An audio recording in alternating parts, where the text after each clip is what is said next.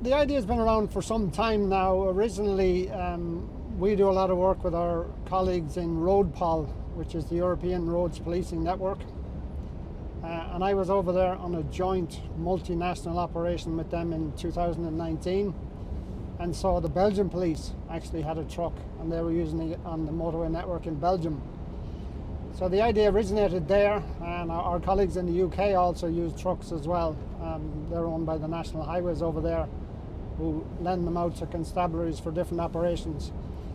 So that's where the idea came from originally, and it was only recently that we managed to get it up and running, and we managed to get this second-hand truck purchased as a kind of a trial project, and hopefully based on the success of this we'll get a few more and they'll be placed around the country for various operations. Vehicle there, Hammond Lane Metal Company, he's on his mobile phone. Right hand, he's texting while we're driving. It's a red Ford Transit. Orange high-vis jacket and no seatbelt. Tango 42, roger. Street 2000 15020.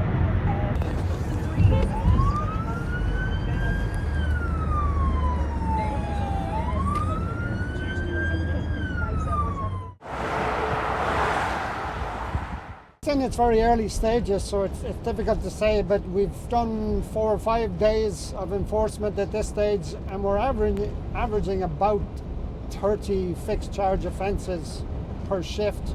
So realistically you're talking about a 6-hour tour. You could get something like 24, 25 mobile phones and a half a dozen seatbelts and 1 or 2 other offences then perhaps. But the main advantage is the elevated position we have in the cab allows us to see into all forms of transport. Other trucks, high-sided vehicles that might be difficult to see into if you're in an ordinary patrol car. And in fact that's where the name Umper comes from. Umper of course is the Irish word for transport, but it's also the Irish word for behaviour. And the idea is that the position we have in this truck allows us to see into all other forms of transport and detect bad behaviour by motorists on the roads network. Based on the success here in Dublin, we hope to roll this truck out on enforcement operations around the country, and possibly in the months and years to come maybe get another couple of trucks.